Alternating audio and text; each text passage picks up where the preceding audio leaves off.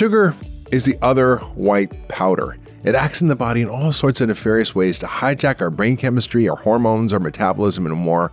And excess sugar consumption is one of the deadliest drugs. Welcome to another episode of The Doctor's Pharmacy and to another episode of Health Bites, where we take a deeper bite into juicy topics. And today we're talking about sugar. We all love it. Some crave it. Some will do anything to get it. Even rats will work 8 times harder to get sugar than cocaine, or they'll continue to eat the sugar even if they're getting electric shocks. For me, it's Ben & Jerry's Chunky Monkey ice cream. That's my kryptonite. So I stay away. Now, for years, you've heard me talk about the dangers of sugar, but what happens to your body when you quit sugar for 14 days? All sorts of stuff can happen, right? Maybe you have issues you didn't even know were fixable by quitting sugar. Maybe you're dealing with chronic stress responses and inflammation or anxiety, panic attacks, maybe hormone imbalances. Maybe you have acne, or maybe you're just tired and lethargic and have brain fog, or joint pain, or digestive issues, cravings, fluid retention. The list goes on and on and on. Now, these are all warning signs that sugar may be harming you, or worse, that you're addicted to sugar. And in fact, studies show that 14% of adults and 12% of kids meet the criteria for food addiction. And just for comparison's sake, about 14% of the total population has alcohol addiction. So it's about the same, and the cat and the kids, it's worse. Now, the good news is that most of the health issues from eating sugar can be completely reversed, and you can break the cycle of addiction in as little as 14 days or less. Everywhere you look, there's added sugar. From blended coffees to protein bars, drinks, dressings, salad dressings, sauces, ketchup, you name it. Sugar is lurking everywhere in our diet, even in seemingly healthy foods. Now, we eat today in the modern world about 22 teaspoons a day. Historically, as hunter-gatherers, we ate 22 teaspoons a year, and kids now eat about 34 teaspoons a day. That's almost 150 pounds per person of sugar. That's a lot of sugar. Aside from making us inflamed and causing us to gain weight by spiking insulin, which is the fat storage hormone, consuming too much sugar is also at the root of many health problems, including mental health problems. And that's what we're going to talk about today. Mood swings, anxiety, depression, and various metabolic diseases are all consequences of eating a high glycemic, or also known as a high sugar and starch diet. Now, in today's Health Bite episode, we're diving into the research linking sugar addiction to poor mental health and how you can detoxify from excess sugar in your diet in as little as 14 days. Now, once you clean up excess sugar and you clean up the refined carbs in your diet, your brain's going to work better, your mental health is going to improve, and as a bonus, your skin's going to clear up and your hormones get back in balance, and a whole host of other things. Now, I've done this with thousands of people, and I wrote about how to do this in my book, The 10-Day Detox Diet, and I've seen profound results. In fact, there's an average reduction of 70% from all symptoms, from all diseases in just 10 days, plus an average weight loss of 7 pounds and a significant drop in blood pressure and blood sugar. So now let's dive deeper into the data about sugar. How do we reset our body to its original factory settings? All right, so why is sugar consumption so out of control in the United States? Well, 60% of American calories come from ultra-processed foods. And what are ultra-processed foods? Well, it's essentially anything that comes in a bag or a box or a package, something with a long ingredient list. And these are typically energy-dense foods that are high in calories, but have minimal nutrition value. So they're basically high-calorie, low-nutrient. That's not good. They're high in sugar, like high fructose corn syrup, dextrose, cane sugar, fructose, any millions of kinds of names of sugar that we have. They're high in refined grains from enriched wheat flour, sometimes corn. And these are the commodity crops that are put in all these ultra-processed foods, and they act just like sugar in the body. I mean, below the neck, your body can't tell the difference between a bowl of sugar and a bowl of cornflakes. Now, the U.S. dietary guidelines recommended 6 servings of grains per day, which is a lot, half of which must be whole grains. That means the other half can be basically what amounts to sugar. That's crazy. But 74% of Americans exceed that limit for refined grains. So we're way over in terms of what we're eating. Crackers, pretzels, cakes, cookies, pancakes, breakfast cereals, bread, tortilla, pasta, rice, all of it is just stuff that's causing our blood sugar to spike, and it's the majority of our diet. Now, 65% of our calories and 92% of added sugar in the U.S. comes from ultra-processed foods. So the one big thing you can do to really drop your sugar content is just get rid of all that stuff that's made in a factory, right? Factory-made foods. We call that a plant-based diet. If it's made in a plant, don't eat it, basically. Added sugars make up about 14% of kids' total energy intake, meaning they're eating a lot of sugar. About 1 in every 7 calories comes from sugar.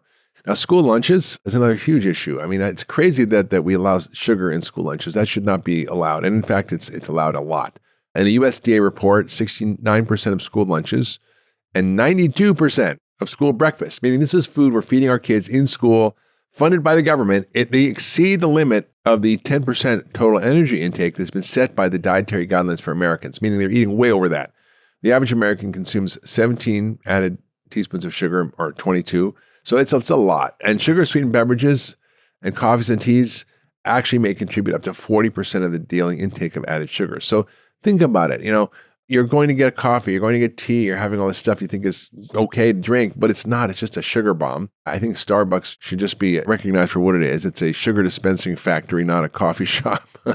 Now, 30% of the sugar we eat comes from desserts, sweet snacks, candies, sweetened breakfast cereals, but 70% comes from just regular food. It's in everything, right? When we're just eating so much, people don't realize it. You wouldn't put like 16 teaspoons of sugar in your coffee, but if you drink a 20-ounce bottle of soda, that's what you're getting. That's 64 grams of sugar, which is a lot. The average medium-sized blended coffee contains about 50 grams of added sugar. Again, that's about 14 teaspoons of sugar, 13 teaspoons of sugar. That's nuts, right? You don't put that in your coffee, but that would be what you'd find in a blended coffee drink. An average serving of flavored yogurt contains 16 grams of added sugar. So you think you're eating yogurt, you're getting healthy probiotics. But the truth is that per ounce, most of your sweetened yogurts have more sugar per ounce than Coca-Cola, right? The average serving of packaged salad dressing, get this, has 6 grams of added sugar. That means you're eating over a teaspoon, about a teaspoon and a half of sugar in your salad dressing. Like, why should you put sugar on your lettuce? Studies that link excess sugar to poor mental health are really abundant. This is not just my opinion. Again, all the things I'm talking about in this health bite, in all the health bites, are from the peer-reviewed literature. All the references are included in the show notes. Have a look yourself if you don't believe me. It's pretty scary out there, but what I'm saying is actually based in science. Now, here's a study that looked at a large group of people. It was a meta-analysis of observational studies. So it wasn't cause and effect, but it was a pretty impressive study. So it gives you things that point in the right direction. They looked at 37,000 people with depression, and they found that sugar-sweetened beverage consumption was dramatically increasing the risk for depression. Those who drank the most soda had a 31% increased risk for depression compared to those who drank the least. So basically, if you're a big soda drinker, you're more likely to be depressed. Compared to those who did not drink sugar-sweetened beverages, those who drink 2 cups of soda per day, about 45 grams of sugar, which is 11 teaspoons of sugar, increase the risk by about 5% for depression. Those who drink 3 cans, right? So you look at the dose response on these studies. So the 1 can bad, is 2 cans worse, is 3 cans. So you kind of can see where the trend's going. But those who drink 3 cans of soda a day, which is 98 grams of sugar, which is like, almost 25 teaspoons of sugar, increase the risk by 25% for getting depressed. Another study, a prospective cohort study out of Spain, 15,000 Spanish university graduates, showed that those in the highest quartile of added sugar intake had an increased risk for depression, meaning those who had the most sugar in their diet. Those who consumed the highest amounts of sugar had a 35% higher risk of depression. Comparing it to those who had the highest intake of high-quality carbs from whole grains, high in fiber, low glycemic diet, those people had the opposite. They had a 30% lower risk of depression, right? So more sugar, more depression, less sugar, less depression. Seems like a trend. Another large prospective cohort study of 70,000 women, postmenopausal women, published in the American Journal of Clinical Nutrition. So they looked at glycemic index, and the highest glycemic index, I mean, the higher the likelihood of food was to spike your sugar, there was a 22% increased risk of depression. If you had added sugars, right, the added sugars that are added to the food, there was a 23% higher risk of depression. And refined grains, even wheat, right, flour, that also was associated with depression. And if you had higher amounts of fiber or fruit or veggies or even lactose, it was significantly associated with a lower risk of depression. So sugar and flour, higher risk, whole foods, lower risk. Not surprising. All right, so let's talk about the why. Why does this happen? We're seeing the correlation. We're seeing the connection. People know, you get the sugar blues.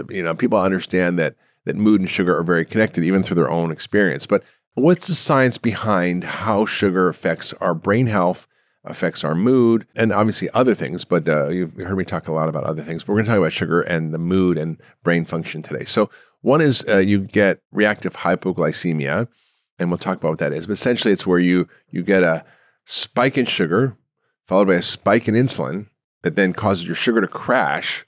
And then what happens is you overshoot and you get low blood sugar. Now, what happens when you get low blood sugar is you get a spike in cortisol, spike in adrenaline, and it helps bring the blood sugar back up. But it also increases the activity of the amygdala. So cortisol will increase amygdala activity, which is our emotional, anxious brain. And it's interesting, the symptoms are pretty obvious for people who have this, but you get cravings for carbs and sugar just a few hours after eating. That's kind of a mild symptom. You can have like really serious feelings of anxiety, fear, anger, irritability, panic attacks, Dr. Jekyll and Mr. Hyde. I mean, people have heard of being hangry, right? I get that a little. Heart palpitations, shakiness, shortness of breath, feeling you're going to faint, like you're going to die, brain fog, fatigue, headaches. And so what happens is when blood sugar drops, it's a life-threatening emergency. You got to find food right away. And I just tell you a quick story of a guy who told me that he was having these panic attacks. And he was like, yeah, every day in the afternoon, I start getting this overwhelming feeling of anxiety. I start sweating. I can't breathe. My heart's racing. I just feel like I'm going to die. I said, and what happens? Well, I drink a can of Coke and it goes away.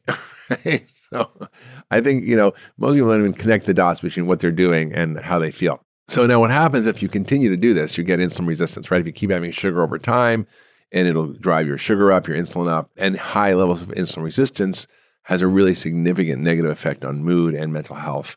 And the data is really clear on this. We'll go through the research. But essentially what happens with the insulin resistance, you get inflammation in the body. And anything that causes inflammation will cause depression or anxiety or mood disorders. So what is the kind of link between insulin and metabolic dysfunction and mood disorders like depression, anxiety?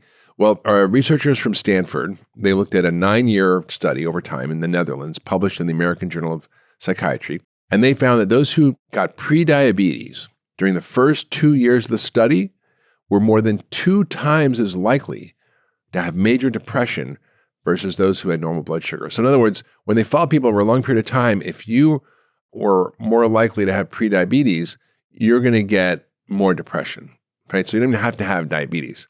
Now, they measured the degree or severity of insulin resistance, and they used something called the triglyceride HDL ratio, which, by the way, is available on everyone's test. Your ratio should ideally be 1-to-1. If it's more than 2-to-1 for triglycerides to HDL, you're starting to get into trouble. But if they had a higher ratio of triglycerides to HDL, there was an 89% increase in new cases of major depression. Think about that. For every 5 centimeters of belly fat, just around your waist, right, if you take a tape measure, then that was associated with 11% higher risk of depression. And every slight increase in this 1 unit increase in the ratio of triglyceride to HDL, and for every bump in fasting glucose, that was linked to a 37% higher risk of depression. So as your sugar goes up, your insulin goes up, more depression. Conservatively, at least 1 in 3 people have insulin resistance, but I think it's a lot more. I mean, if you look at the data, 1 in 2 people have either prediabetes or type 2 diabetes by very conservative measurements. If you open up those measurements a little bit and don't just look at deviations from the worst level, right? Like if your blood sugar's over 100, you're pre-diabetic. Well, maybe you don't even have to have 100 to actually have insulin resistance. And so that goes to the 93.2% who are metabolically healthy. So maybe even 90+% have some degree of this, right? 1 in 5 adults on top of that have a mental health issue, right? That's a lot. That's 20% of the population. If you have diabetes, you're 20% more likely to have anxiety, and you also have more depression. So how does this work? Well, low-grade systemic inflammation from any source, and mostly in our case, it's the diet, and sugar is the biggest driver of inflammation because sugar is like pouring gasoline on the fire. So the problem with insulin resistance is that it causes low-grade systemic inflammation everywhere in the body and the brain. And that causes dysregulation of cortisol, which is the stress hormone, dysregulates what we call the HPA axis, which is the hypothalamic pituitary adrenal axis, regulating all sorts of things at mood. It screws up neurotransmitter signaling when you have too much sugar, like serotonin and dopamine. It leads to energy problems in the cell, which you need good energy to have good mood, right? So actually, this friend of mine, Casey Means, she wrote a book called Good Energy, all about metabolic function and mitochondrial function and how that relates to our health and mood. Now, the brain relies mostly on glucose as its primary source of energy, but it's extremely energy efficient. It only needs about 60 grams a day to do its job. And flooding the brain with Too much glucose creates a lot of inflammation, oxidative stress, and insulin resistance. And it leads to depression and mental health issues, and even things like Alzheimer's, which now they're calling type 3 diabetes. So when you have too much sugar, it screws up your ability to make energy, and it causes mitochondrial dysfunction. Mitochondria are really important for neurotransmitter function and production and the release of neurotransmitters in the body. When you have sugar, it also does something really bad. It activates stress responses in the body. So when you look at the data on this, it's pretty clear. David Ludwig, my friend at Harvard, has done a lot of work on this, and he basically showed that feeding kids isocaloric, meaning same calories of, let's say, oatmeal, which basically turns into sugar in your body, or eggs, that the ones who had the oatmeal had higher levels of cortisol and adrenaline because their bodies were having this perceived stress of eating too much sugar. Now, that's kind of scary. We know that independent of your mental state, that your diet can make you stressed, right? Can increase stress hormones, and that is bad for your brain. Insulin also helps regulate neurotransmitters like serotonin and dopamine, and also something called BDNF. And when you have too much insulin resistance, which is what most of America is suffering from, it impairs dopamine signaling, which means you don't get the pleasure sensation, which means you want more sugar and create more carbs, and it's a vicious cycle. Also, stress itself will increase cortisol, just emotional stress, and that can cause issues. So it can be that the sugar causes stress, or that actually literally stress causes stress, and that stress will spike your cortisol. And what does that normally do? Well, when you have a stressful situation, like you're being chased by a tiger, you want to increase your blood sugar. You want to have all the fuel available so you can run as fast as you can. So that's a good thing. You want to have more adrenaline, but not chronically. And so you have chronically elevated cortisol in your body from chronic psychological stress. That increases your blood sugar, it increases insulin resistance, and it's a vicious cycle. So if you give someone prednisone, for example, for an autoimmune disease, they can develop diabetes and they can develop high blood pressure just from the stress hormone that they're giving as a pill. And also stress really messes up your gut. And gut is another factor that is influenced by our diet and particularly sugar. Now, we've talked a lot about the microbiome and mental health on the podcast. I've written about this a long time ago in my book, The Ultra Mind Solution.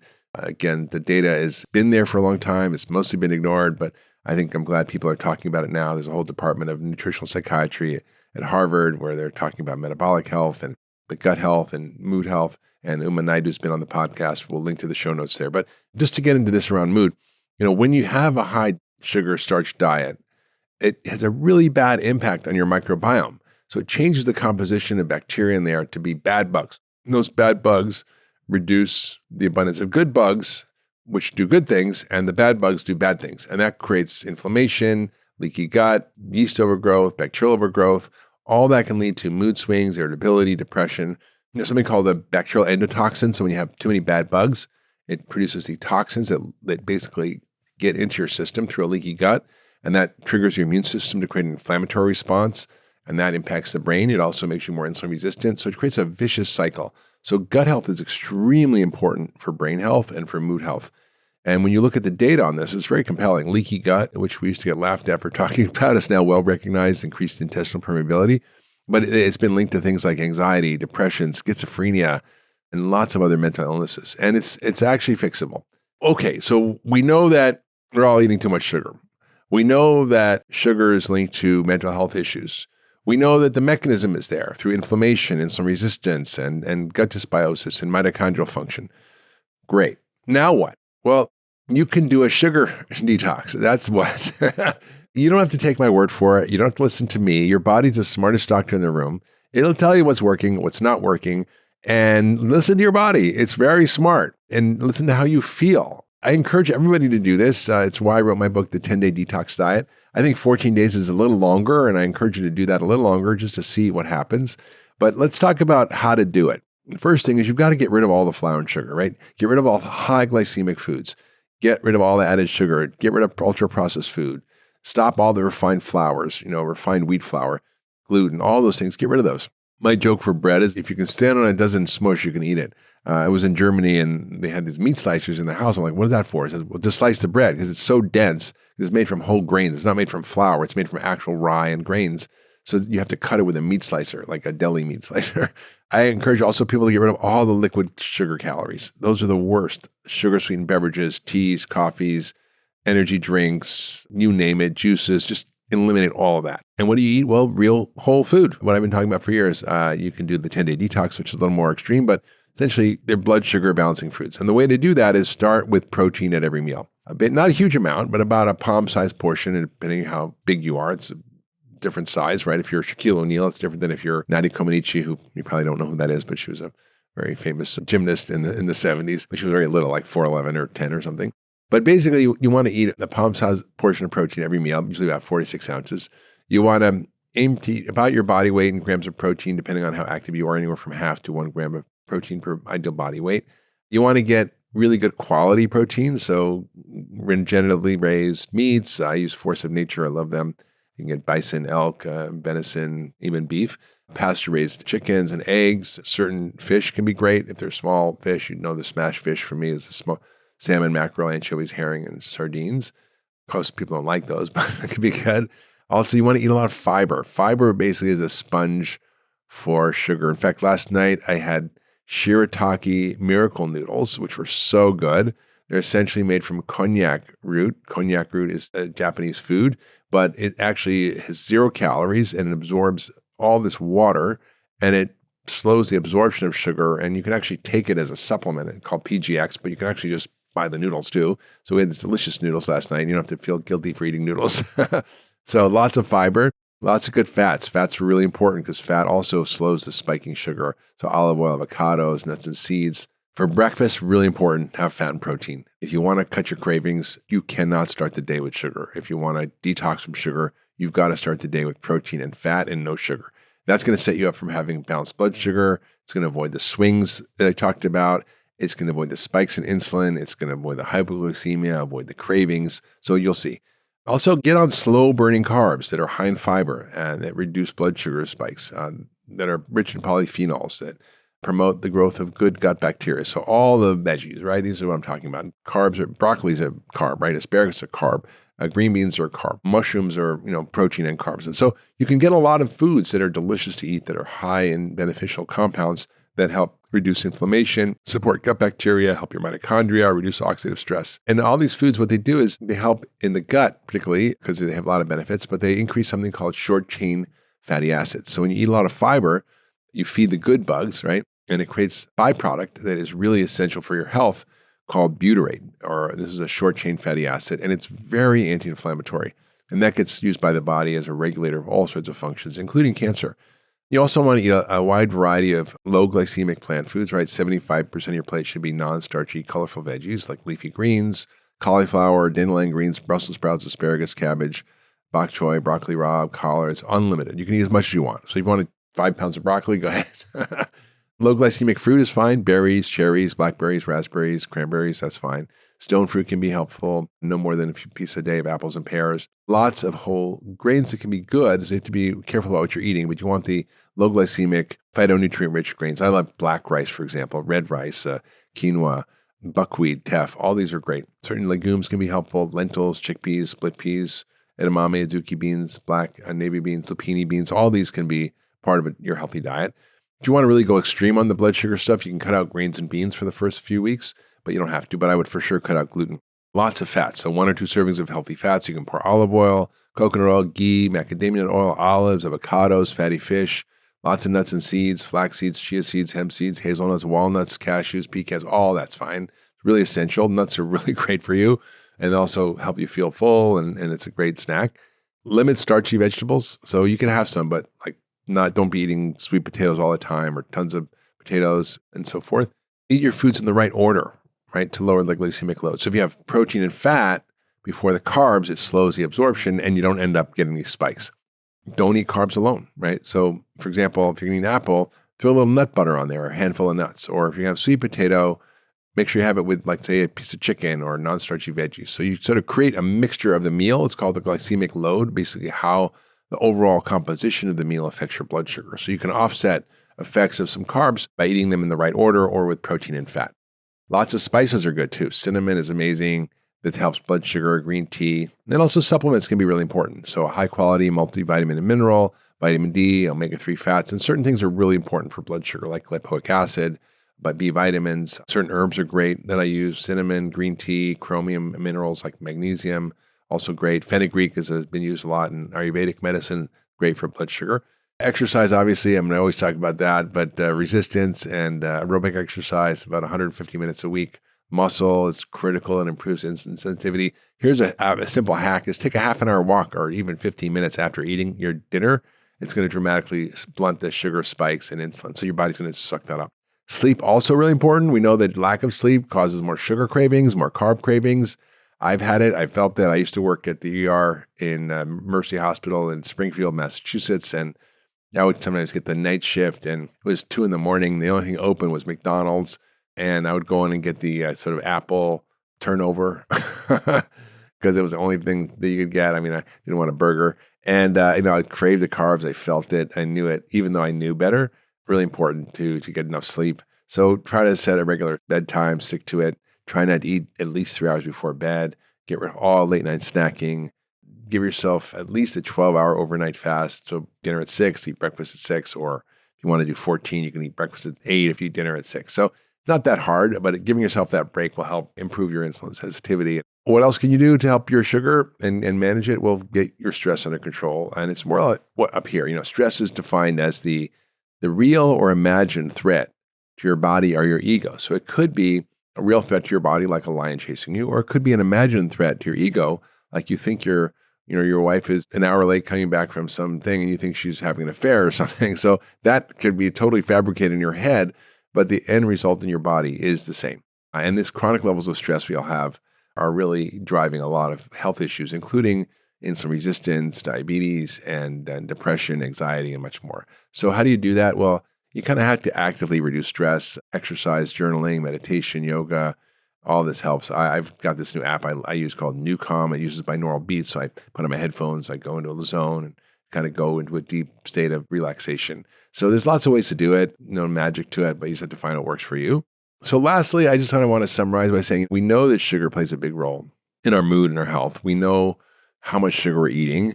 We know the mechanisms by which it causes a problem, right? Through inflammation and some resistance, changes to our microbiome, our stress response, all that leads to the mental health issues we're seeing. And we also know we can do something about it, that we know how to regulate blood sugar. It's not rocket science. It's just simple practices that we talked about today. So hopefully you found this exploration of sugar's pervasive role in our diets good. We now understand its profound implications on mental health. It's very concerning. It's very revealing.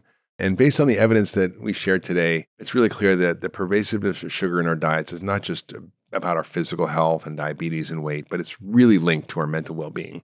And these high glycemic foods, these ultra-processed foods, these sugar drinks, they definitely increase our risk for mood disorders, from anxiety, depression, panic attacks, and more. They make us less resilient. They affect our overall well-being as a society, our productivity, affecting us on an individual level and also on a population level. But the good news is that using this framework of functional medicine, it allows us to understand the biology here, get to the root cause of our suffering, and how to learn how to fix that, fix the root causes by getting on a real food diet that's nutrient dense, get rid of all the extra sugar and refined carbs that basically are the mainstay of our standard American diet or SAD diet. And if we do that, we can really take back our mood and mental health in really just a few weeks. So I encourage you all to try it. Let us know in the comments what you've done, how it's worked, what you felt. We'd really love to hear from you. If you love that last video, you're going to love the next one. Check it out here.